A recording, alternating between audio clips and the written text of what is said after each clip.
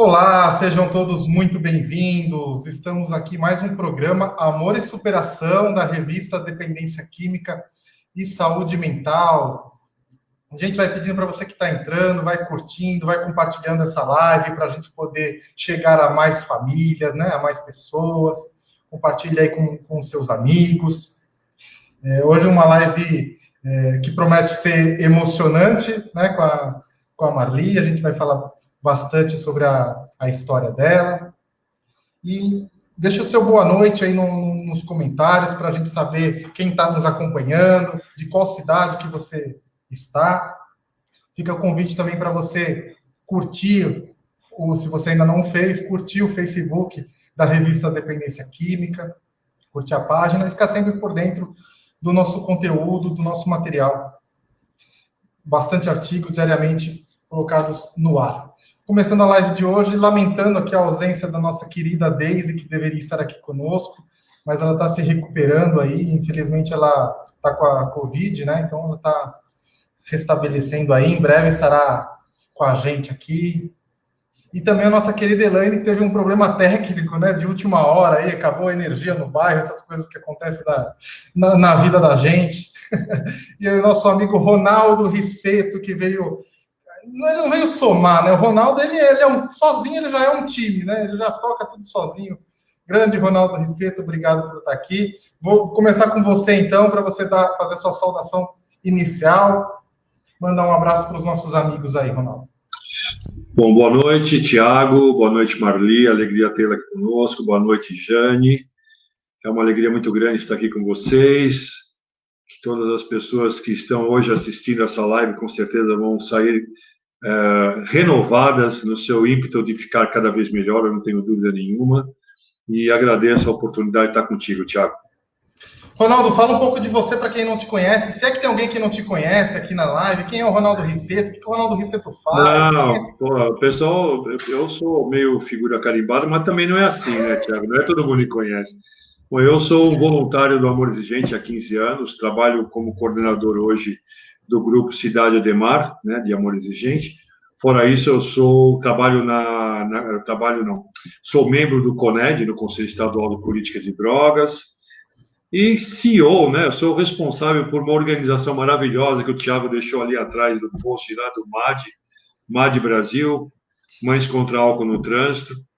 E estamos juntos aí, Tiago. O que importa, o que nós estamos buscando é a sobriedade. Não importa se é no trânsito, na família. Se todas as pessoas puderem ter essa sobriedade que a gente luta, né, por entregar a elas, já será uma coisa boa para todos nós. Vamos nessa. Maravilha, meu amigo. Jani, sua vez. Deixa sua saudação inicial aí, Jani. Peraí que você está no mute. Deixa eu liberar você aqui. Pronto. Pronto, pode falar. Boa noite a todos. Tiago, Ronaldo. Boa noite, querida convidada especial, Marli Lima. Deixar aqui também, né, meu carinhoso abraço para a Daisy, que ela volte logo para estar aí junto com a gente. Ela gostaria muito de estar nessa live, principalmente porque a Marli vai ter uma história aí para contar sobre a Daisy, né, Marli? E a Elaine, né, a gente sabe também que imprevistos acontecem, mas quem sabe ela aí entra aí no meio do caminho. Maravilha, Jani. E mandando um abraço também para a Isilda Alves, que foi quem aproximou o contato aí com a Marli, que fez o convite para estar conosco aqui nessa noite. Bom, sejam todos bem-vindos. Eu também estou me sentindo bem-vindo, porque é a primeira live que eu faço aqui pela revista Dependência Química. Então, espero que seja a primeira de muitas, junto com vocês, meus amigos. Para quem não me conhece... Seja bem-vindo, Tiago, seja bem-vindo. Obrigado, Ronaldo, obrigado. Para quem não me conhece, eu sou diretor de comunicação, junto com o meu amigo Ronaldo, da MAD Brasil, e também coordenador de comunicação da Federação de Amor Exigente já há 5 anos. Então, a gente também está nesse trabalho aí, né, de ajudar os familiares, né, dependentes químicos, codependentes, enfim, todo esse trabalho que maravilhosamente o Amor Exigente já desenvolve aí há 36 anos. Mas não vamos mais enrolar, vamos começar com com a nossa convidada, ela tem muito assunto para falar. Marli, seja muito bem-vinda, obrigado por ter aceitado o nosso convite, obrigado por contar a sua história. A gente estava falando um pouquinho aqui antes de colocar o programa no ar. É muito importante essas experiências pessoais, né, para a gente poder sensibilizar as pessoas que não tenham esse conhecimento, né, da dependência química, enfim. Então, muito obrigado por estar aqui conosco e por favor, conte a sua história para a gente aí. Boa noite. Eu vou começar já sorrindo, mas eu tenho certeza que no meio do caminho eu vou estar chorando. Mas vamos lá. É uma história que eu poderia não estar falando sobre ela, poderia ter ficado guardado, mas, como diz minha mãe, são coisas que a gente não pode guardar, porque em algum momento pode tocar a vida de alguém. Assim espero. Eu tive uma irmã que faleceu ano passado, em maio. Ela foi vítima de um feminicídio. Na verdade, o feminicídio foi causado por um rapaz com quem ela usava drogas. Ele a agrediu e ela veio a falecer. Na verdade, eu acho que a minha irmã começou a morrer a partir do primeiro momento que ela experimentou o cigarro de maconha. O primeiro cigarro de maconha dela, a minha irmã já começou a morrer ali. E foram 10 anos de sofrimentos, dificuldades, que a gente foi administrando. Hoje a chamada aí é codependência, né, e agressão. Falando sobre codependência, eu sou codependente, minha mãe é codependente, tem outras pessoas da nossa família que também se tornaram codependentes.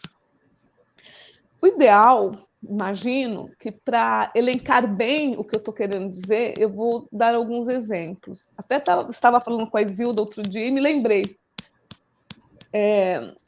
A minha irmã, ela teve uma tentativa de suicídio. E nós a levamos para um hospital público, que tem aqui na Zona Norte, onde nós moramos. O meu sobrinho, na verdade, fez o primeiro socorro, chegou assim, tipo 8 horas da manhã, e teve que comentar que ela era dependente química tal, e que havia tentado suicídio tomando alguns remédios. O pessoal olhou para ela estava meio adormecida, meio fora do ar, ponto, e acabou.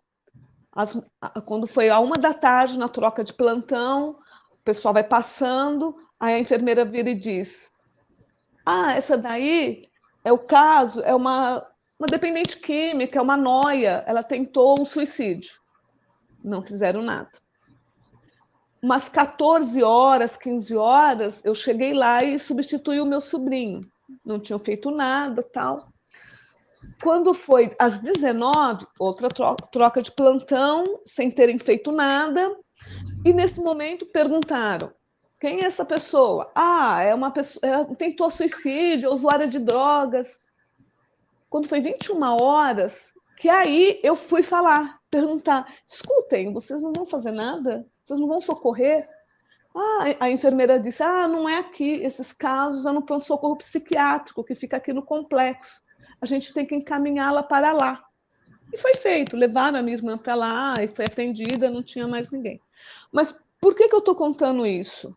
Que tanto eu como o meu sobrinho, nós ficamos tão pequenos, tão encolhidos na nossa codependência, que em momento algum a gente diz para aquelas pessoas: não, ela tem nome, ela não é nóia, ela não é drogada, ela tentou suicídio sim, porque ela está doente. Mas é que nós também, na nossa doença, também não reivindicávamos. Nós não tivemos coragem de pleitearmos os nossos direitos, né? Ali que eu comecei a entender o que era codependência. E também aquele sentimento conflitante. Eu olhava para minha irmã ali naquela cadeira, porque ela estava numa cadeira, e era um sentimento assim: por que você fez isso? Por que você está pegando a sua vida e fazendo isso? E também olhava do lado, tinham muitas pessoas doentes, mas eu não conseguia ver que a minha irmã estava doente, porque eu estava olhando a minha irmã pelo olhar daquelas pessoas que diziam assim, olha, está atrapalhando, está incomodando, nós poderíamos estar tratando de outras pessoas, mas estamos aqui tratando dessa pessoa que preferiu usar drogas, quando na realidade não é assim. Aí tem um viés, tanto preconceito, como a nossa codependência. E mais exemplos de codependência, a minha irmã ela fez todos os caminhos, né? Ela foi ladeira abaixo. Para vocês terem uma ideia, a minha irmã ela estava tão magrinha, que se pegasse o cabelo dela, assim, um fio de cabelo, e puxássemos, o corpo viria junto, de tão magra que ela estava. E quando a gente foi socorrê-la, levá-la para o hospital, lá o hospital psiquiátrico, a gente também totalmente assim, né, recuados. A psiquiatra disse, olha, vou estabilizá-la, mas vocês têm que levá-la para o cratório, que essa moça precisa ser internada. Ok, perfeito, era o que a gente mais desejava naquele momento, que a minha irmã fosse tratada. Chegamos no cratório, de madrugada já, com a minha irmã, a assistente social diz, com encaminhamento do psiquiatra, a assistente diz, olha, ela só poderá se tratar se ela quiser. Mas como assim, se ela quiser? Como assim? Ela não está em condições. A senhora está entendendo que a minha irmã tentou suicídio? Mas, assim, também ainda na minha codependência, nessa hora eu estava acompanhada do meu sobrinho novamente, do meu marido, e a gente não discutia o sistema, a gente não tinha forças para discutir o sistema, então o que viesse, nós estávamos aceitando. E assim, no final desse dia, eu tive que implorar para minha irmã, eu lembro a cena perfeitamente, eu lá no cratório, de madrugada, ajoelhada, pedindo para minha irmã, implorando para minha irmã, para ela se tratar, para ela aceitar o tratamento.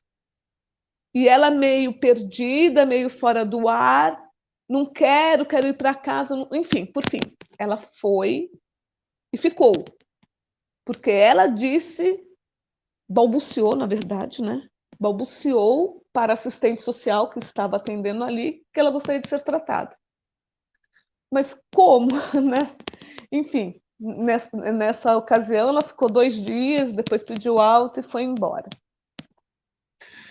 E ainda, nessa questão de codependência, a minha irmã, ela, como eu estava dizendo, ela ocupou todo o espaço. No final da vida dela, a minha irmã já tinha se prostituído, a minha irmã já era ladra, a minha irmã já pedia dinheiro na rua, minha irmã já tinha agredido minha mãe, minha irmã já tinha arrebentado as portas da casa da minha mãe. Aí, ok, então vamos internar a minha irmã involuntária. Como fazer?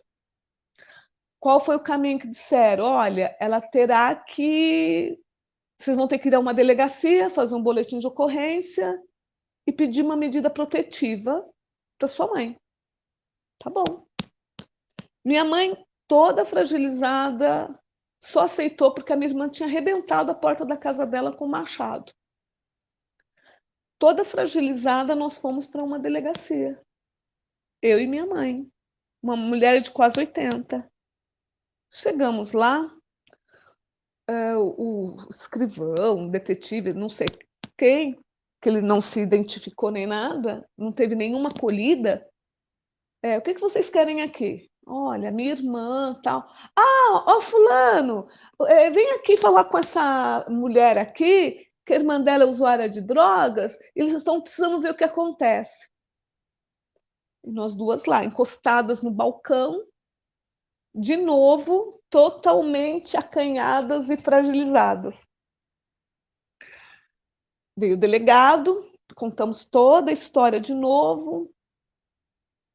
Isso assim, período, umas 2, 3 horas. No final, não é aqui, é na delegacia, que vocês têm que se dirigir a uma outra delegacia, uma delegacia do idoso, especializada, não sei o quê. Tá bom.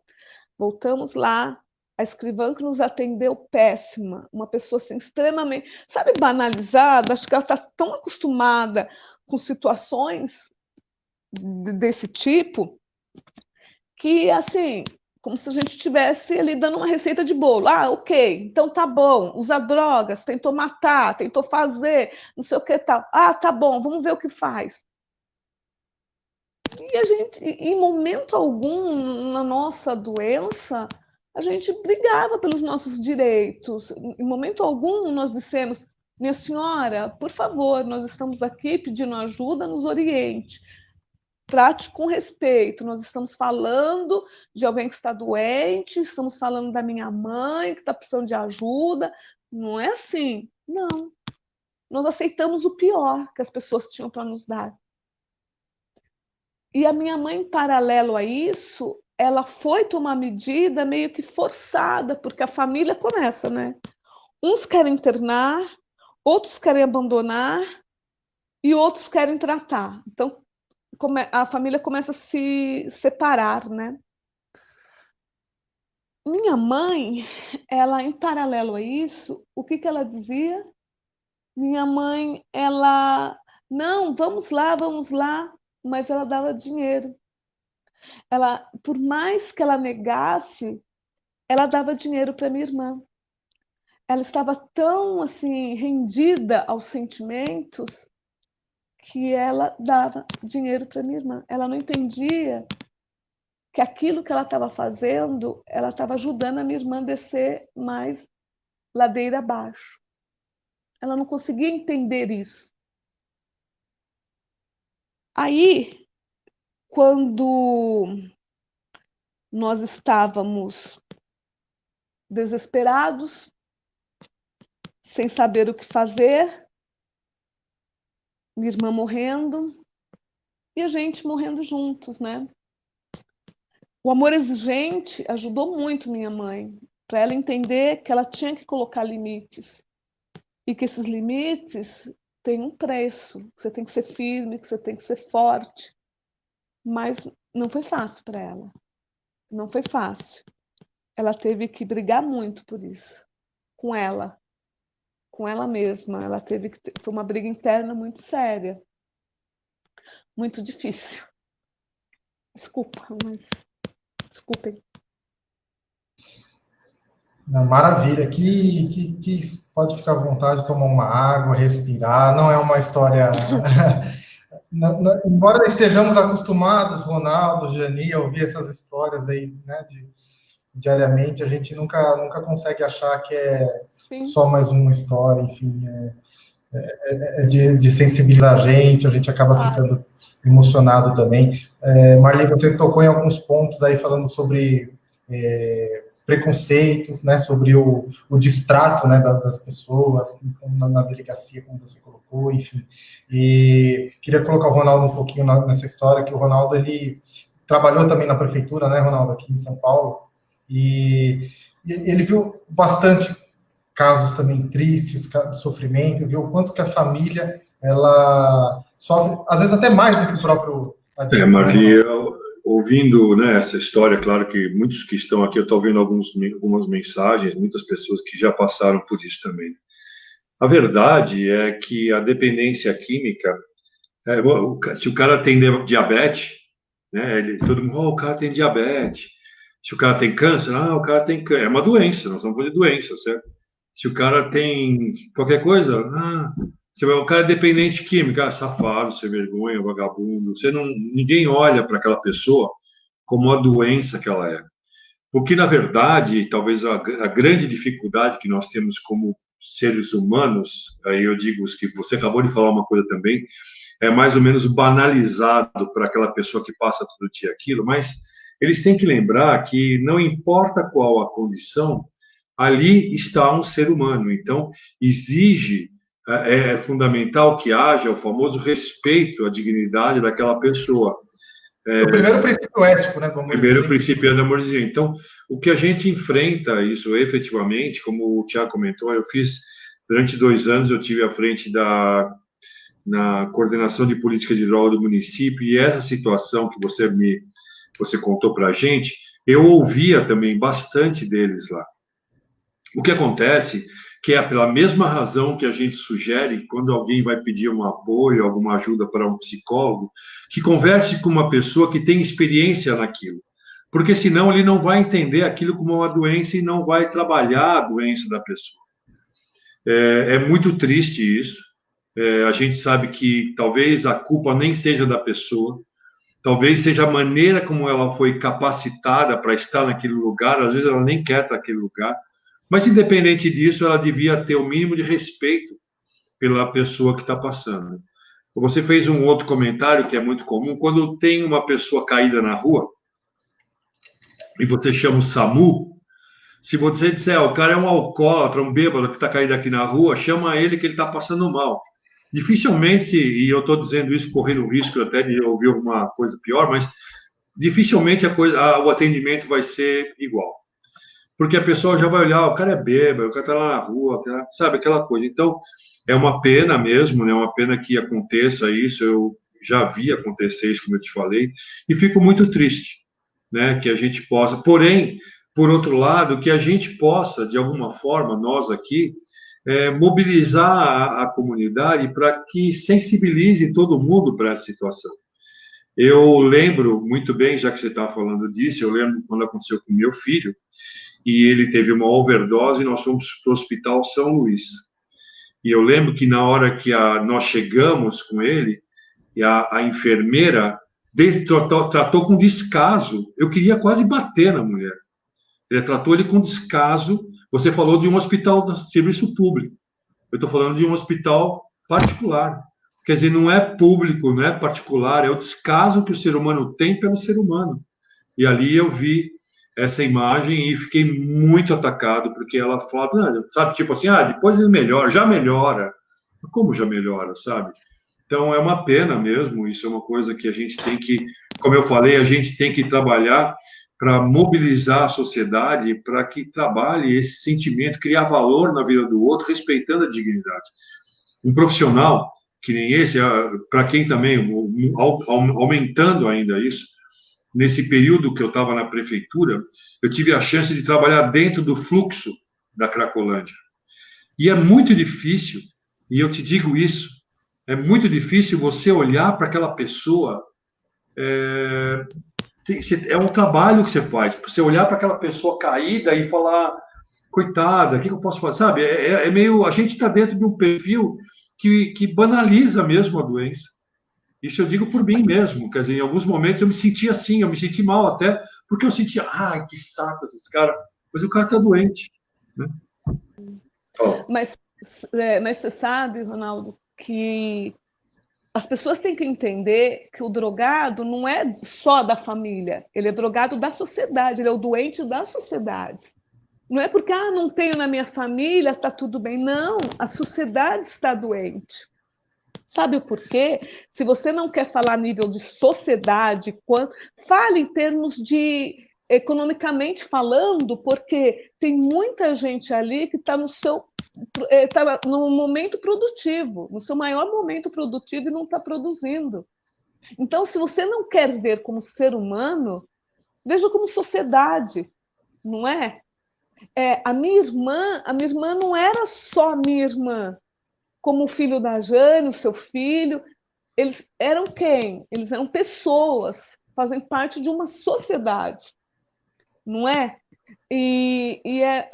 Eu acho importante que as pessoas que estão à frente desses serviços, que elas tenham um preparo, sabe? Que elas saibam como receber essas pessoas. Porque eu fui ao Cratóide várias vezes. Na Cracolândia, eu saí de lá escoltada, porque a minha irmã estava internada naquele hospital no meio da Cracolândia. E eu fui visitá-la, eu saí de lá escoltada, porque tinha tido um problema lá, tal. Mas você vê aquilo, como assim? Não é normal, não é normal, não é possível. Quando eu fui no Cratóide, pedindo para fazer... tem que fazer internação involuntária, não sei o que e tal. Você vai falar no jurídico, você não passa da recepção. Eu me lembro bem que a recepcionista, eu consegui uma vez, falar com a psicóloga. Uma vez. Eu fui umas 3, 4, 5. E ela diz, não dá para fazer nada, a internação involuntária depende de uma série de fatores, precisa autorização judicial, tá? Certo, mas como fala com o juiz? Não pode, desculpe, mas não pode, não sei o que, tal.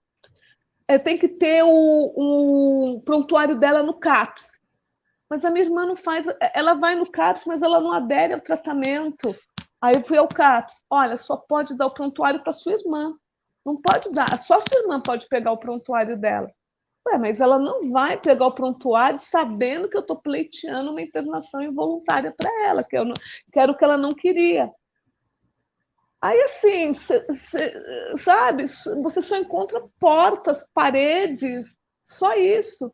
Na Defensoria Pública, depois que a minha irmã morreu, acho que 1 ano, ligaram dizendo, olha, a gente está avaliando aqui se consegue internar a sua irmã. Essa situação que as pessoas têm que ver, que nem nós estamos aqui como pessoas da sociedade, que a gente quer uma sociedade mais justa, e olhando para esses doentes como doentes, e nós, família, a gente precisa de acolhimento, de orientação, porque ninguém escolhe, você com certeza, você não escolheu ter um filho doente, não é verdade? Você não foi lá, escolhi, não foi uma escolha sua, que também, olha, eu ouso dizer, porque eu já conheci outras pessoas, que eu comecei a me interessar depois que a minha irmã morreu, que eles têm uma coisa muito presente neles, o adicto, que eles acham que eles são maiores que a droga. Eles têm essa certeza absoluta. Eu ouvi muito da minha irmã. Quando eu quiser, eu paro. Eu consigo, eu sou maior que isso. Mentira, ela não conseguiu. Ela não conseguiu. Quando ela se deu conta, ela já estava totalmente escrava. E a escravidão dela era assim, até me desculpe se eu estiver me estendendo, a escravidão dela, ela arrastava as pessoas, porque, vou dizer para vocês o que a minha mãe me disse hoje, me pediu para comentar com vocês, que quando você vê um filho doente ali, te contando uma história, porque eles são muito persuasivos, não é seu filho que está ali, ele está pedindo dinheiro para vocês, porque você é um meio para atingir um fim, único exclusivamente. Eles não têm mais nenhum sentimento. Minha mãe gravou um vídeo logo após a morte da minha irmã, que ela fala isso. Muito triste, ela diz, minha filha se prostituiu, minha filha me roubou, minha filha pediu dinheiro na rua. Ela diz minha filha, mas não era mais a filha dela, era uma escrava das drogas. E aí, para a gente ajudar um filho, um irmão, um parente doente, é isso que a gente tem que olhar. Que ali na frente você tem que dar o remédio mais amargo, dizer não, eu vou tratar você, não, você precisa de um limite, não vou lhe dar dinheiro. Minha mãe me diz, Marli, fala o que eu errei quando eu dei. Desculpe. Vamos fazer uma pausa, então. A gente já retorna a Marli tomar uma água. Eu vou aproveitar, vou dar boa noite aqui para os nossos amigos que estão dando boa noite deles também. Estão falando que estão gostando da live. Eu já coloquei aqui na tela o Vitor Camargo, Tony Agostinho de Penha, Santa Catarina, a Antônia da Praia Grande, Carla Camargo, da Flórida, Estados Unidos, Alex Magalhães, a Marta Lima, Alexandre Celeste, Patrícia Guarim, Dora Carvalho, de Mogi das Cruzes, a Maria Isabel Martins. Nossa mensagem, nossa live vai chegando a muitos lugares, aquilo que a gente estava falando, né? A gente não sabe quem que a gente pode atingir, o coração de quem que a gente pode atingir nesse momento, levando um acolhimento, alguém que está passando pela mesma situação que a Marli passou um dia, né? Silvânia dos Santos Barbosa, Maxenira França, de Pernambuco, Andréia Bento também aqui dá o seu boa noite. O Anderson comentando aqui que é um descaso sobre o que a Marli colocou, né? o descaso que a gente encontra nessas situações. O Ronaldo também colocou no hospital, enfim. E é o que a gente ouve falar bastante disso também, né, Jani? Queria colocar a Jani também na conversa, o que ela pode falar para a gente também passou por, não vou dizer a mesma situação, porque cada situação tem a sua particularidade, né, tem as suas dificuldades, enfim, mas ela com certeza consegue compreender bem a dor dessa irmã aí, não é isso, Jani? Sim, querida Marli, como eu disse também, sou solidária à sua dor, a sua dor é a minha dor e se torna a nossa dor, né? Eu passei também no comecinho da doença do meu filho, quando ele passou a usar drogas, né? Fumar maconha, foi a porta de entrada para outras drogas. Eu também não sabia nada, também fui muito humilhada por vários lugares, porque a gente não tem a lista de onde a gente pode procurar o atendimento quando isso acontece, né? Quando a droga entra na nossa casa e a gente não sabe aonde procurar socorro. Eu fui xingada, fui destratada, chamada de louca, né? Enquanto meu filho estava drogado, como eles chamam, ele estava naquela vibe, na onda do cigarrinho, da maconha, eu estava alterada, nervosa, e para os médicos isso é um absurdo, né? Uma mãe não pode se desesperar. Eu cheguei a ouvir de médico falar que quem tinha que estar internada era eu. E diferente, assim, de você, meu filho, ele tinha esquizofrenia também, né? Ele desencadeou a esquizofrenia após usar maconha. Eu pesquisava muito na internet sobre lugares para tratamento pela rede pública. Eu não tinha, há muito tempo atrás, eu não tinha condições de pagar, eu nem entendia que existia comunidade paga, né? E aí eu eu morava em São Bernardo, na época, isso em 2007, então a primeira internação do meu filho deu via CAPS, porque eu creio que em cada CAPS de cada município o atendimento é diferente, tá? O CAPS de São Bernardo, ele tem a parte da psiquiatria, onde meu filho foi acolhido, ficou lá no leito psiquiátrico, foi avaliado, medicado e depois recebeu a vaga pela Rede Cross e ele foi para o Lacan a primeira vez. E até então eu achava que era só a maconha. Depois foi que veio o diagnóstico de que ele tinha esquizofrenia. E eu passei a pesquisar, procurar sobre a doença, né, as duas doenças que ele tinha. Também não conhecia grupos nenhum. E em uma outra internação do meu filho no hospital Bezerra de Menezes, também em São Bernardo do Campo, foi quando no grupo teve, no sábado a gente tinha que assistir os grupos para depois ir para a visita. Eu vi o pessoal do Amor Exigente falando, conversando, né, dizendo da nossa codependência, que nada mudaria se a gente não mudasse. E aí eu comecei a aplicar isso dentro da minha casa com ele. Só que com essa mudança, ele começou a ficar muito mais agressivo. E eu não entendia também. E por aí foram sucessivas internações, mas foram se limitando, se esgotando as internações, porque assim, o médico falava, de novo ele aqui? Não tem jeito.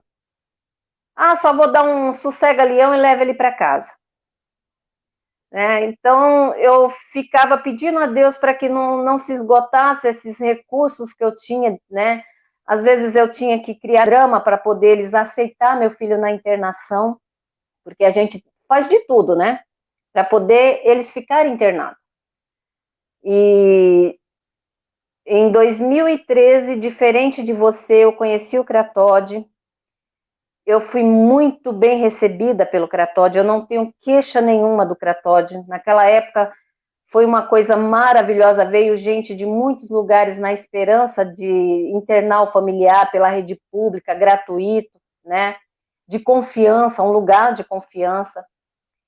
E eu e meu filho, ele teve uma fuga que ocasionou matérias nos jornais, né, devido eles estarem se adequando, arrumando lá as internações, então estava um pouco bagunçado, mas meu filho recebeu toda a internação, até 2017, meu filho recebeu internação pelo Cratóide. Eu não tive queixa, todas involuntárias, tá, contra a vontade dele, ele ia para lá em surto, eles vinham aqui no município buscar meu filho, a única diferença é que a UPA aqui tinha que conter meu filho, amarrar meu filho, porque dentro da UPA, eles, no mesmo setor, tinha idosos e crianças. Então, para um esquizofrênico, ele tem que estar contido, porque se ele acha que alguém quer fazer mal a ele, ele é capaz de matar uma pessoa para se defender, né? Então, aqui no município eu nunca tive suporte nenhum, nem do CAPS, nem de UPA, nem hospital também não tem, né? E psiquiátrico, a gente sempre vai para outros municípios. E eu pensava o seguinte: se meu filho estava internado, se tratando, e chegava aqui, não tinha uma política pública sobre drogas que funcionasse aqui, eu tinha que lutar por isso. E aí eu comecei a ficar malandra, né, digamos, nesse assunto. Eu me enfiava em tudo, eu me intrometia em tudo, eu aparecia em todos os lugares. Teve gente que uma vez falou para mim se eu não me cansava de aparecer. E eu cheguei a falar para essa pessoa que enquanto o meu filho estivesse vivo e fosse preciso, eu iria, até se fosse o caso, limpar o chão daquela pessoa para conseguir ajudar meu filho. Hoje essa pessoa tem uma grande admiração, né, pela minha luta. Porém, você vê, com tudo isso, mesmo eu aprendendo, mesmo eu estudando, eu fiz catecismo com meu filho, eu fui para a escola estudar, terminar o ensino médio com meu filho, né? Hoje eu me formei no serviço social por ele, né? A pedido dele, que ele dizia para mim: Jane Cleide, o que você quer para mim na área da saúde? E eu não consegui salvar a vida do meu filho por um descaso de um município. Como diz, eles são profissionais, né, Marli? Eles teriam que ter essa ferramenta para tratar ser humano como ser humano. Não é mais um número, não é mais um prontuário, né? E isso é em todos os lugares. Eles não tratam eles. Quando a gente dá entrada com eles lá, já fala assim: entrou mais um noia, manda, põe lá no fundo, né? Então não deveria. No meu caso, eu quebrei tudo isso, Marli. Uma vez chamaram meu filho: ô doido. Eu virei para trás, segurei na gola do colarinho do cara, falei: doido não, o nome dele é Jefferson. A partir de hoje que você passar na rua e ver ele, cumprimente-o como Jefferson. Acabou. Aqui na UPA, eu sou tratada como a mulher das costas quentes, porque muitas vezes que eu ouvi falar ou maltratar meu filho, mesmo no meu nervosismo, eu não era agressiva, eu não sou agressiva. Eu chegava na pessoa e falava assim: se fosse seu filho, você gostaria de que alguém rotulasse seu filho como nóia, como doido? Então não faça isso com o meu, porque do mesmo jeito que iria doer em você, dói em mim. E olha, Marli, eu quebrei muito tudo isso. Eu mudei muito aqui meu município em relação a isso. O Ministério Público me acatou muitas ordens, muitas coisas que eu pedi lá dentro. O CAPS, então, hoje eu tenho um grande respeito dentro do CAPS, na UPA também, né? Então, a gente, como cidadã, a gente tem que aprender a estudar sobre a doença dos nossos filhos, não ser leiga, e exigir nossos direitos, porque a gente paga nossos impostos e os impostos deles. Então, é um direito nosso de reivindicar uma saúde digna para eles. Se a gente está num município que não tem essa adequação, a gente tem que abrir a boca, participar de conselhos, estar dentro, atuando, não é só pedir e não fazer nada, né? Hoje eu faço pelos dos outros. Graças a Deus, não pude salvar o meu, mas algumas vidas, né, durante esses 3 anos que eu estou sem ele, eu consegui consegui salvar, tem muitas pessoas que agradecem. Não tem a melhor paga, isso é o melhor conforto para minha alma. Eu tento fazer as lives, todas elas sem chorar, e não vou chorar. Sempre que eu comento do Jefferson, a gente, você sabe, né, Marli, não tem... É uma dor muito grande, é uma saudade muito grande, mas a gente tem que continuar fazendo, se unindo, para que a gente possa mostrar para a sociedade que se elas não se unir com a gente e ainda continuar pondo esse rótulo nos nossos filhos, nós não vamos conseguir tratamento, nós não vamos conseguir ajudar. E quando eles viram, a sociedade vira as costas para eles, para os dependentes químicos, pode ter certeza, se não estender os braços para ajudar, esse dependente químico, uma hora vai estar na porta daquela pessoa roubando. Não é porque ela é sem vergonha, é porque ela não teve a oportunidade de ter um tratamento, de ter um abraço, de ter uma ajuda, né? Perdoe-me, eu falo demais também. Não, imagina, a sua história também é impressionante. Obrigado, Jani. Eu vou devolver para a Marli para ela continuar o raciocínio, mas agradecendo aqui as pessoas que estão mandando mensagem no chat, mandando elogios sobre a live.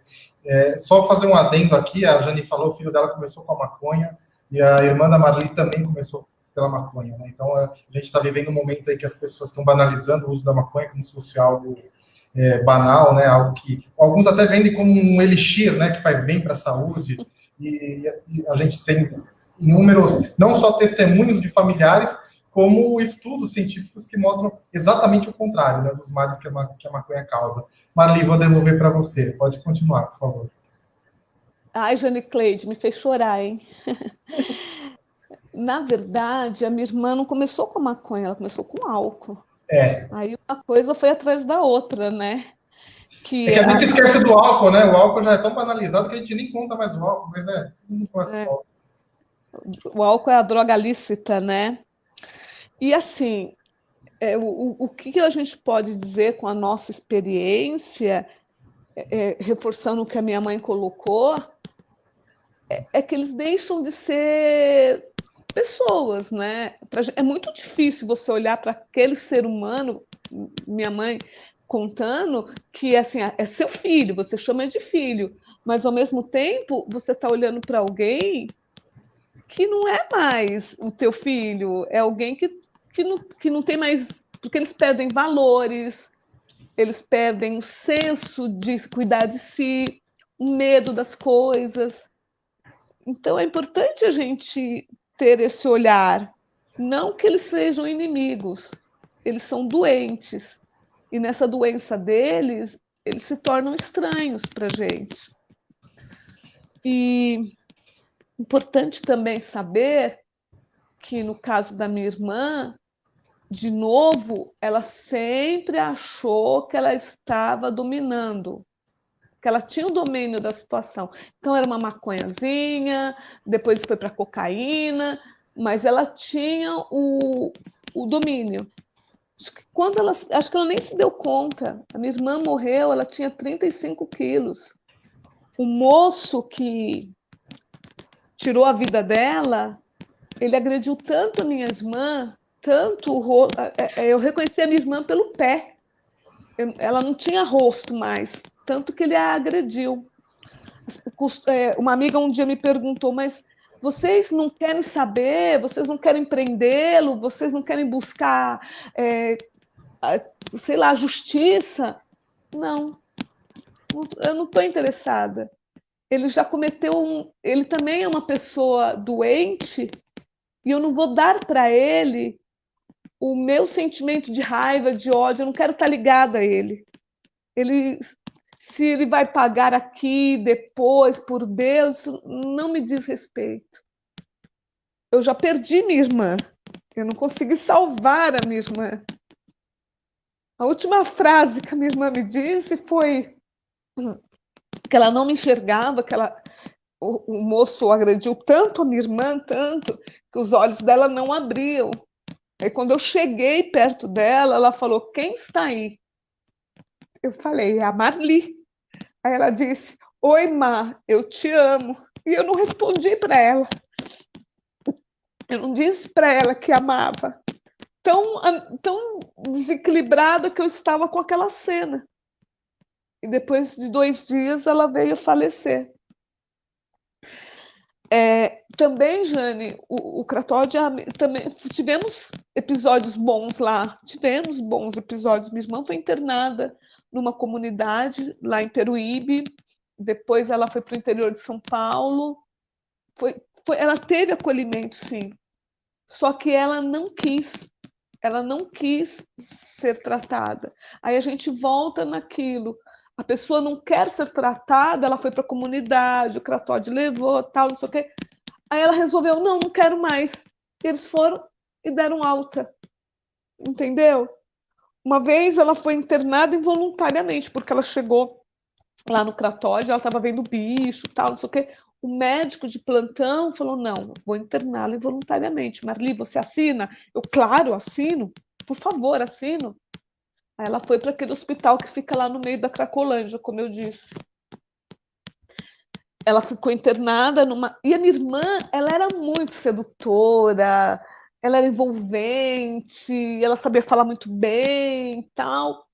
Passou a crise, estabilizou, a minha irmã envolvia as pessoas. Se você olhasse da minha irmã, você não dizia que ela tinha algum problema. Ela foi internada na quinta involuntariamente, pela primeira vez.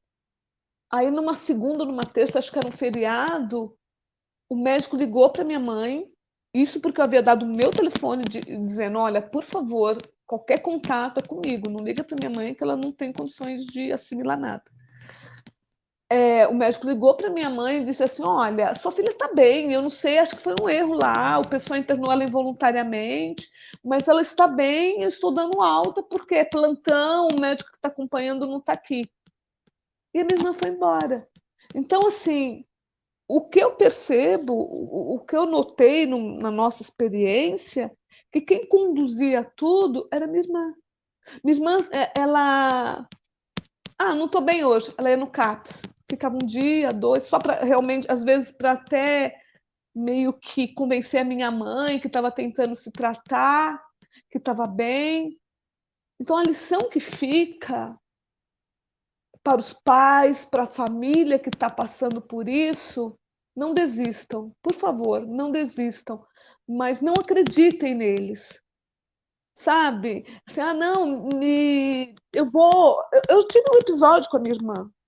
Cheguei na casa da minha mãe, ela estava assim, bem, tranquila, virou para mim e disse, Marli, você me ajuda? Ajudo. Eu quero me internar, você vai me ajudar? Ajudo. Tá bom. Ela saiu, foi para um outro ambiente, imagino que tenha se drogado, ela voltou completamente alucinada. Ela falou, então amanhã você vai comigo. Comportamento completamente. Eu me abracei a ela, agarrei nela e falei, você quer se tratar? Quero. Certeza absoluta? Certeza. Então vamos agora, vamos embora, vamos agora. Ela, não, Marli, amanhã de manhã. Hoje eu quero ficar em paz, quero ficar tranquila e amanhã você me leva. No outro dia, claro que ela não foi, claro que ela não quis. Ela me enganou. Ela me disse aquilo que eu queria ouvir. Para eu ir embora, ela só me disse o que eu queria ouvir. Como ela disse para minha mãe várias vezes o que a minha mãe queria ouvir e dava o dinheiro para ela. Então, é exatamente isso. É duro, é complicado, mas é a nossa forma de ajudá-los. Às vezes, o remédio mais amargo é o que é o mais eficaz. Às vezes, é o único eficaz. Limites. Minha mãe começou seguindo as orientações lá do amor exigente e começou a botar limites. Então, a minha irmã não podia entrar em casa depois de determinado horário. Aí, como seu filho, Jane, ela começou a ficar agressiva, porque ela já não tinha mais o controle ali da minha mãe, da gente, né? Então, ela pulava portões de 3 metros, ela se impunha, por quê? Ela queria droga. Então, para conseguir a droga, ela fazia qualquer coisa para obter a droga. E o nosso limite para ela não era aquilo que ela desejava. Então, ela só acelerou o processo. Assim, muitas pessoas me perguntam por que eu tô aqui, né? De novo, o que eu tô fazendo aqui? Que hoje, felizmente, no meu núcleo familiar, eu não tenho ninguém. Eu tô aqui porque eu faço parte de uma sociedade. Eu tô aqui porque tem milhares de filhos, pais e mães vivendo isso. Eu tô aqui porque eu não desejo para ninguém que eles vivam o que a gente viveu. Eu estou aqui porque hoje eu olho para essas pessoas na rua e me compadeço. Eu olho para eles, eu tenho vontade de pegar assim, dizer, por favor, vamos lá. Vamos, você tem chances. Eu tenho vontade de pegar foto da minha irmã, de quando ela começou, que ela era linda, e como ela terminou. Dá vontade de pegar as duas fotos e mostrar, porque eu tenho as duas fotos. Ela agredida e como ela começou. Dá vontade de dizer assim, olha aqui, o que você está escolhendo. Olha aqui, não é uma coisa que não exista, sabe? Existe sim, ó. O traficante, para ele, você é só uma moeda, mais nada. Você é só um meio. Você não é mais nada que isso. Você é um comércio para ele. Então, vocês me desculpem a choradeira. Eu até espero ter ajudado em alguma coisa, ter contribuído com alguma coisa. Na verdade, Marli, não é nem o problema da choradeira ou não, né? Isso faz parte, né? Quando a gente participa de grupos, uma das coisas que a gente aprende é compreender o sentimento das pessoas.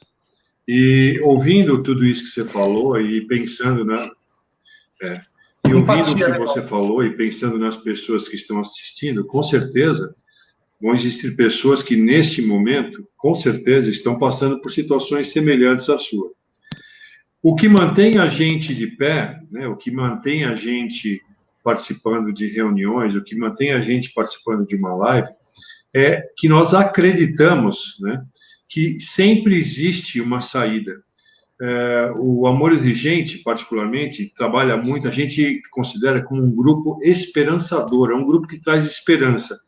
Mas é uma esperança pautada em ações que a gente vai desenvolver. Porque ter esperança, se tudo bem, vai melhorar. Não. As coisas vão melhorar quando eu me dispuser a fazer melhor do que eu estou fazendo até agora. Muitas vezes, ela chegou até esse estágio, porque, claro, a gente, na ignorância da gente, eu digo ignorância porque eu também fui ignorante, a gente vai deixando a coisa evoluir. E muitas vezes a gente não percebe quando é o momento de dar aquela parada. Também é natural, porque a gente, não praticando o desligamento emocional, a gente deixa chegar na exaustão. É a famosa condição da codependência. A negação, controle, preocupação e exaustão. A gente só aparece nesses lugares quando está na exaustão. Mas, muitas vezes, a gente poderia, e é isso que eu acho que a tua mensagem, para quem está ouvindo você, é justamente isso. Não negue, nunca negue. E ao primeiro sinal de que você está passando por uma situação onde você não tem controle, busque informação. Porque para não precisar chegar no estágio que você provavelmente chegou. Sim. Quanto ao que você falou algumas vezes, eles manipulam, eles falam aquilo que a gente quer ouvir. Mas por que a gente quer ouvir aquilo? Porque nós não fomos orientados, porque nós não buscamos orientação. Porque quando você busca orientação num grupo de apoio, você é orientado para a conversa que eles têm, que não é positiva. E não é ouvir o que você quer escutar, é ouvir o que é o melhor para ele. E você não aprende isso também. Então, pai e mãe não vêm com um manual do filho. Então, a gente tem que aprender no erro e acerto. Por isso é importante ter um lugar que possa te orientar. E aquela história, quando eu cheguei no grupo de apoio a primeira vez, eu era um tremendo ignorante no caso. Eu confesso que eu não sabia nem o que era maconha direito. Mas o grupo serviu para o quê? Para eu me preparar para situações piores que apareceram, mas eu já estava um pouco melhor também. Então, por isso que tudo que você está falando, tudo isso que a gente ouve, que a Jane contou, é muito importante. Mas a gente tem que absorver isso como uma coisa positiva. O que eu vou fazer com toda essa informação difícil que eu escutei? E não viver a doença, porque a gente tem que viver a saúde. Como sair disso? Né? Como sair? E quando você não busca apoio, não busca ajuda, você vive a doença e não vive a saúde. Por isso é importante que nós temos essas lives, para que as pessoas que estão escutando... Então, eu leio um monte de comentário aqui, todo mundo tem situações muito semelhantes de superação, de dificuldade. E o que você trouxe é a história do momento onde você já perdeu o controle. Então, o nosso objetivo é evitar de perder o controle. Como fazer isso? Cada um vai ter um caminho, cada um vai ter um desafio, mas o mais importante é aquilo que você falou, não desistir. Nós não podemos desistir, mas primeiro nós não podemos desistir de nós mesmos, porque enquanto eu estiver bem, eu consigo ajudar o outro a ficar bem. Se eu não estiver bem, eu não vou ajudar ele a ficar bem, ainda vou piorar. Então, mas você fez tudo que você podia, eu tenho certeza, eu vejo pelas conversas, vocês fizeram tudo que vocês podiam. Tem momentos que a gente perde o controle. Você sabe, Ronaldo, importante o que você está dizendo, eu também gostaria de deixar muito claro que eu fui muito bem acolhida no Amor Exigente. Minha mãe também. Essa acolhida, essa troca de informações foi fundamental nos momentos mais complicados. Até quando eu disse que minha mãe começou a colocar os limites, ela só se manteve firme, ela só conseguiu se aguentar nessa decisão do limite por conta das trocas, das reuniões que ela participava no Amor Exigente. Então, isso foi fundamental. Então, as pessoas têm que entender que elas não estão só. E essas trocas são importantes para a gente também não chegar, como você está dizendo, nós estávamos no buraco. Quando minha mãe foi até o Amor Exigente, mas tem pessoas que estão começando agora e podem parar, podem pegar isso e aplicar para poder salvar, e primeiro se salvar, ficar bem, porque, por exemplo, até hoje eu faço tratamento, até hoje eu estou tomando antidepressivo, estou tentando me ajustar, para poder lidar com algumas questões que ficaram aqui no meu coração. Mas eu poderia ter estado pior se eu não tivesse encontrado o Amor Exigente. Uma pena que eu não encontrei antes, que por várias situações, mas felizmente eu encontrei o Dr. Miguel Tortorelli, a Regina, a Isilda, os abraços e aquela certeza que eu não estava sozinha. E aquela coisa assim, você está errada, mas apontando o meu erro com amor. Venha cá, deixa eu te mostrar um caminho melhor. Eu estou te mostrando um caminho melhor, como você disse, né, Ronaldo? Você viveu isso, não é uma coisa assim, olha, eu acho que você pode fazer isso. Você teve um filho, a Jane teve um outro filho. Então a gente sabe o que está falando. Não é eu acho que poderia estar acontecendo. Eu imagino que as pessoas estejam sentindo isso. Não, nós vivemos isso. A gente vivencia. E eu queria desculpa, Tiago, que eu fechar, mas assim, eu queria que as pessoas entendessem, às vezes a gente fala do Amor Exigente, mas existem muitos grupos de apoio de familiares, como o Naranon, que é do Narcóticos Anônimos de Família, o Alanon, que é também, e tem a Pastoral também, a Pastoral tem apoio. Então, o que é importante para o familiar é não ficar só. Ele não pode ficar só. No mais, ele tem grandes opções. O importante é que ele não fique só. Desculpa. Maravilha, Ronaldo. Eu vou colocar aqui alguns depoimentos, que realmente tem bastante gente aqui nos comentários colocando. Por exemplo, a Francisné colocou aqui, Marli, me pergunta igual sua mãe, onde eu errei? Faço isso com meu filho de 16 anos, Papagaios, Minas Gerais. 16 anos. A Gilsane Lopes, boa noite. Tem 15 dias que meu filho está numa comunidade terapêutica. Peço a Deus que me capacite para recebê-lo daqui a 6 meses. Então, é isso, Tiago, desculpa. É exatamente isso, Gislaine, que é o grande segredo de todo esse processo. Você tem que entender que o momento que você coloca ele para um tratamento, você também precisa entrar em tratamento. Por isso você vai no grupo de apoio. Você falou bem, me capacitar para receber ele daqui a 6 meses, porque ele vai chegar diferente. Se você não tiver diferente, você prejudica o que foi feito em tratamento com ele. É muito importante. A Gislaine coloca aqui também, já passou por cada situação dolorosa por conta da droga com o pai dos filhos dela. É muito difícil, muita gente desinformada. A Tânia pergunta, como me impor para seguir tratamento no CAPS? Será mais uma luta, mas seguirei firme, né? Com medo, mas vai com medo mesmo. É isso, não pode desistir, como a Marli falou, né, Marli? Essa mãe que está perguntando onde ela errou, você não errou. É exatamente isso, você tem que se tratar para entender que você não errou. Foi um caminho que o seu filho tomou errado. Então, o erro não é seu, é isso que você tem que entender. Que você tem que ficar bem para pegar o seu filho de volta para o caminho, para botar ele no trilho novamente. Não perca tempo se culpando. Não perca tempo se julgando. A culpa não é sua. Foi isso que a minha mãe fez muito tempo. Muito tempo. Aonde eu errei, o erro não é seu. Foi uma escolha errada do seu filho por várias razões que você não perca tempo se julgando. Use esse tempo para se tratar e cuidar do seu filho. Use isso. A Eva, por exemplo, coloca aqui, está no meio desse pesadelo. O filho dela foi internado hoje. Perseverança. Boa sorte, Eva. Boa sorte. Vamos rezar pelo seu filho.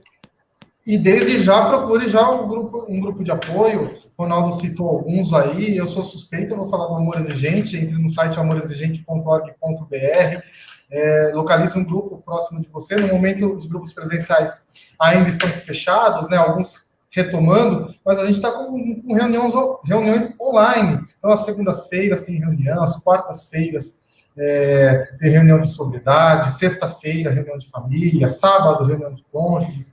Vai começar a reunião nova agora para a pessoa da terceira idade, da maioridade, como diz a dona Mara, às quartas-feiras também. Então, reuniões segundas, quartas, sextas e sábados. Entre lá no amorexigente.org.br. Faça como a Marli falou, de alguma maneira ajudou também ela, a mãe dela, a lidar com a codependência, né, Marli? E eu queria, assim, a gente já está caminhando para o final da live, eu queria só que a Marli falasse uma coisa positiva para a gente terminar, que é esse trabalho de voluntariado que ela desenvolve. O que é essa doutora palhaça? Explica para a gente. Então, né, eu sou voluntária num hospital público aqui de São Paulo, na verdade, 2. Eu sou doutora Polentina Cochicho. Eu estudei 1 ano, né, para virar voluntária, e eu vou lá, né, me visto de palhaça para as pessoas rirem da minha cara e aliviar um pouquinho a dor de quem está vivendo um momento tão delicado. Então, assim, na verdade, as pessoas dizem, você vai ganhar. Mentira, eu não ganho, você vai dar, né? Eu falei, mentira, quem ganha sou eu ganho muito, Os pacientes, eles riem muito da minha cara, porque eu fico muito ridícula, entendeu? Eu fico muito ridícula. É isso. Você vê que apesar da dor, a Marli consegue transformar isso, né, Jani e Ronaldo, uma coisa, levar esse acolhimento para tantas pessoas que precisam. Porque assim, né, o bom humor sempre foi um traço marcante na minha vida, na minha história, na minha família, inclusive, e eu acredito que apesar do mundo, vocês podem estar assim, famílias, vocês podem estar achando que o mundo está cinza. Não, o sol vai nascer amanhã. Ele vai nascer, vocês podem estar certos disso. Acreditem que o sol vai nascer. E eu, como doutora Polentina Cochicho, mando um monte de beijos, assim, sou especialista em pum e espirros. Ronaldo, meu amigo, você quer fazer a sua despedida? Claro, eu gostaria, primeiro, agradecendo a presença da Marli com a gente. Acho que alegria de vê-la aqui, porque eu olho sempre por esse lado, né? O que a gente pode tirar de bom da dor, né? O que não transformar, não estou dizendo não viver a dor, mas o que eu posso tirar de positivo disso que aconteceu para mim de negativo. Talvez seja sempre esse o grande segredo, né? Transformar veneno em remédio, a gente fala muito. Obviamente, né, o fato de nós estarmos aqui, ela tem um objetivo maior, né, que a gente possa partilhar, dividir, compartilhar e, principalmente, trazer um novo enfoque para as situações que a gente está vivendo. Quando, há um ano atrás, mais ou menos, quando nós tivemos a nossa marcha aquela marcha contra as drogas, Marcha da Família contra as Drogas. Marcha da Família contra as Drogas, e depois disso o Daniel fez questão de falar a mesma coisa. O que eu vou fazer com tudo isso que eu fiz, né? Com tudo esse movimento? E aí veio a oportunidade de nós termos essa revista da dependência química, que é uma maneira de fazer justamente isso que nós estamos dizendo, nos informarmos. Nós precisamos nos informar. Porque aquilo que você conhece, você não teme. E você só teme aquilo que você desconhece. E a revista, ela tem esse objetivo de trazer conhecimento para as pessoas, para que elas possam enfrentar de frente a doença. Inclusive, aproveitando, para quem estiver procurando ajuda e quiser conhecer a revista, né, tem o revista... Como é que é? revistadependenciaquimica.com.br. Revistadependenciaquimica.com.br, aqui embaixo da tela. Então, tem aí o site e também tem um telefone, não sei se o Thiago pôs o telefone, O telefone eu não tenho, mas você entra lá no site que você vai ter tudo. Você vai ter telefone. Tem lá. Está tudo lá. Então, tá bom. WhatsApp, é só entrar aí, ó, Revista Dependência. E aí, quem quiser lá fazer parte da revista eletrônica também, não deixem de usufruir do que nós temos de bom, que é essa fonte de orientação e informação que é a revista Dependência Química. É isso. Muito obrigado pela oportunidade. Marli, obrigado por ter nos oferecido tanta informação rica para que a gente possa realmente ficar cada vez melhor. Obrigado. Imagina. Eu só queria perguntar para o Thiago para onde eu mando a conta do creme anti-rugas, porque eu chorei tanto que as rugas aumentaram aqui. E eu vou manda para o Daniel Garcia. O Daniel Garcia, para Isilda Alves. Porque vocês me fizeram chorar. Eles vão rachar essa conta. O Alex Magalhães colocou aqui, ó, muito obrigado pela oportunidade desta live. Eu, em recuperação, vendo vocês partilhando, consigo entender mais minha família com os cuidados comigo. Aquilo que nós falamos, a gente nunca sabe o coração de quem que a gente pode tocar. Jani, sua despedida. Peraí, Jani, você está muda. Aí, pronto. Só tenho a agradecer por essa maravilhosa história, essa experiência vivida pela Marli. Digo também que é fundamental que as famílias procurem um grupo de autoajuda. A maioria, elas tentam se isolar quando isso acontece dentro da sua casa. Não é o correto, né? Procurem o grupo, vocês vão ver que vocês vão ser abraçadas, respeitadas, né? Lá vocês vão encontrar uma verdadeira família e vocês não vão ter tempo para desânimo, doenças do corpo, doenças da mente. Contando aqui uma coisa que me gravou muito na mente, uma última live que a gente fez, a Elaine Camarim contou que quando ela chegou no grupo, né, do Amor Exigente, ela tinha o cabelo parecendo o cabelo de uma raposa, desanimada para baixo. E ela chegou lá dentro, ela viu todo mundo sorrindo, todo mundo maquiado, todo mundo de batom, e ela achou aquilo estranho. Por quê? Ela achou que todo mundo tinha que estar sofrendo. Então, isso marcou, né, dela ter contado. Então, eu imagino a mesma coisa, a gente chega nesses lugares desse jeito, acabada, destruída, e a gente acha que vai encontrar pessoas assim. E quando a gente encontra outras pessoas para cima, né, mostrando que está aplicando no dia a dia aquilo que está aprendendo no grupo, elas começam a entender o significado verdadeiramente, né? Eu sou uma delas.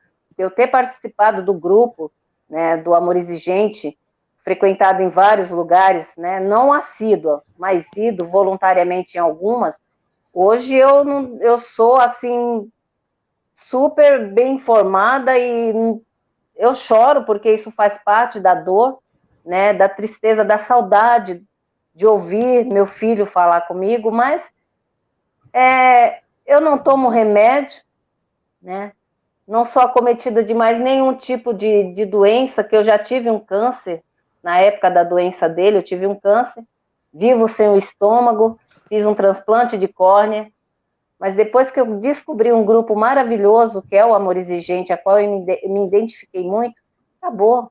Aprendi muito e aprendo cada dia mais, né? Estamos num constante aprendizado. Marli, querida, obrigada, obrigada. E mais para frente ainda quero continuar falando com você. Temos muito para ajudar outras famílias. Obrigada, Ronaldo. Obrigada, Tiago. Obrigada para todos que acompanharam a gente Marli, nessa live. quer falar mais alguma coisa, fazer sua despedida? Se tem alguma coisa que eu não perguntei que você quer falar, agora é a hora. Fique à vontade. Obrigada, gente. Eu só tenho a agradecer e espero sinceramente que vocês tenham força, fé, coragem, não desistam. E mesmo que você não tenha uma pessoa na família assim, não esqueça que você faz parte de uma sociedade. Que todos os doentes são nossos doentes. Todos, todos. Quando você andar pela rua, quando você vê na Cracolândia, não é porque está lá na TV, ele não te pertence. Ele pertence sim. Ele é um pedacinho seu. Tá bom? Muito obrigada, viu? Muita gratidão pelo espaço. Estou muito, muito honrada. Muito obrigada mesmo. Foi um prazer conhecer você, Ronaldo. Muito prazer te conhecer. Tiago, muito fofo. Obrigada. Eugenie, você é linda. Obrigada. Obrigada por tudo. Você também. O prazer foi todo meu, Marli. Muito obrigado mesmo. Obrigado pela sua partilha aqui conosco, né? Com todos os nossos ouvintes aí que nos acompanharam. Fica o convite para você conhecer mais o trabalho da revista Dependência Química. Entre no site, curta a página no Facebook para você receber as notificações. Estamos com bastante lives aí. Então, tem bastante conteúdo para você apreciar, muitos artigos sobre saúde mental, dependência química, codependência, enfim, informação, né? Sem informação a gente não consegue ajudar. Só preciso fazer um agradecimento assim. Claro. Para o meu filho Vitor, que me ajudou muito nessa caminhada, e o meu marido Reinaldo, que ele foi fundamental. O amor dele, a generosidade deles, que me seguraram e me sustentaram. Muito obrigada. E obrigada, Zilda, pelo presente. Obrigado a todos. Para encerrar, mandar um pensamento positivo para a nossa colega Deise lá, que está internada.